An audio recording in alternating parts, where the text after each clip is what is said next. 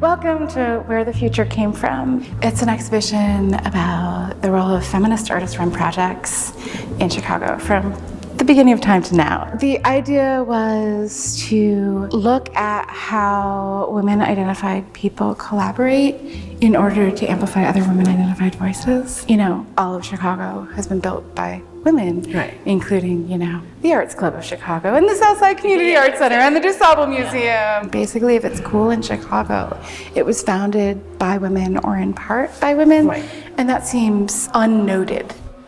That is true. That is. We started in 1880 with the Palette Club, and have gone all the way up to the present. So the gallery is basically an embedded timeline of all of the projects that we have uncovered. The artist run, as you're probably familiar with, is highly unarchived. Yeah. And ephemeral, and is often passed down in stories. So the idea was that we would present everything that we found, and that it's very messy. Okay. So during the run of the show, we've been adding in new entries and then editing in small places as people have been like, you know, actually this started in 2012, not 2015. So much of this history lives in people's memories. So we have this station, this table, where people can kind of write us notes about things that they've participated in.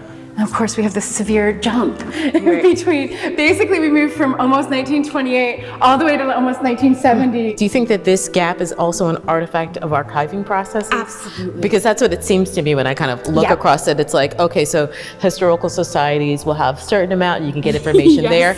And then at a certain point in time, you have to work upon living memory and what people still possess, and you can get that. That's right, and this totally represents that like gap. We had a lot of discussions of whether or not we should have visuals or no visuals. What happens is visuals prize organizations with deeper archives. Right. So we put all the visuals in the binders.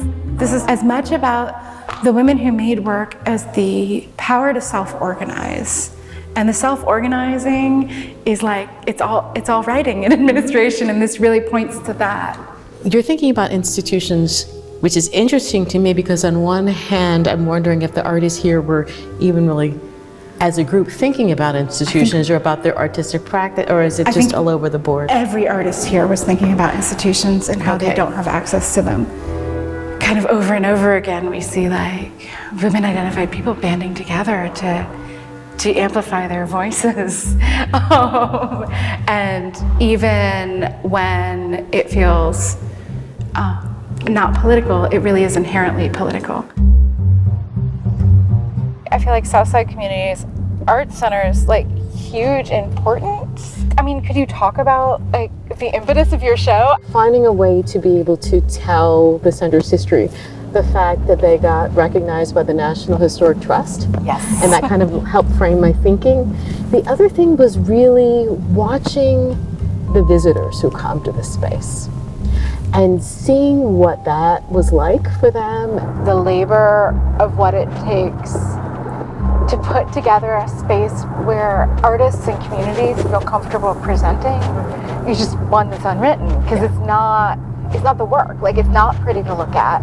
It's not amazing to talk about, like the person who took minutes. Right. I think at the center, what was interesting is the directors that of the center got attention, but who didn't get enough attention was the board president. Right. And the board president was a woman. That's right.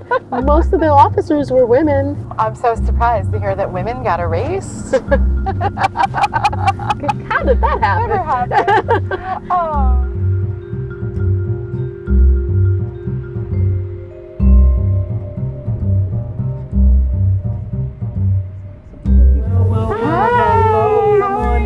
Welcome. Stepped in out of the cold. So we are now in the entryway of the Southside Community Arts Center, which is one of the oldest existing WPA-era art centers. The exhibition is called Change the Canvas, Change the World. The exhibition tells the history of the Southside Community Arts Center and its community through art. Black communities across the country, including Chicago, were decimated by the Depression. So to think that funding an art center would be a priority, a community priority, was kind of an amazing thought, yet it was. Wow. It's a beautiful. That is really amazing. That is potentially my favorite set of installations I've seen all year.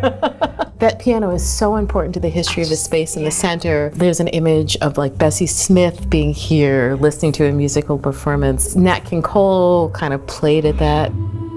Kind of going through the collection, what I noticed is there were kind of conversations that were happening, and I decided to kind of pull out those conversations. And the words that you see, the poems that you see, the banners, are actually writing or poetry from the center's artists. So the Southside Writers Group kind of came here on a regular basis. So there was this conversation that was happening between people. And I was hoping that by pairing the visual arts and the writing, we could kind of get a sense of the spirit of the place.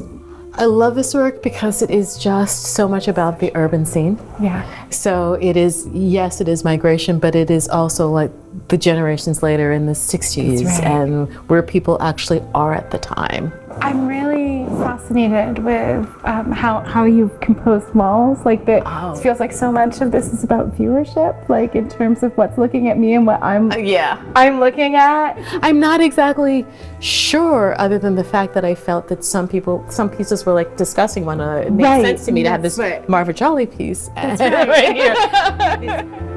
How did you determine what stayed in? I mean, because this is so, I mean, compared to the history, this is such a small space. It became really clear to me that it was important to show the impact of the center. So I found out there was an idea to have a library.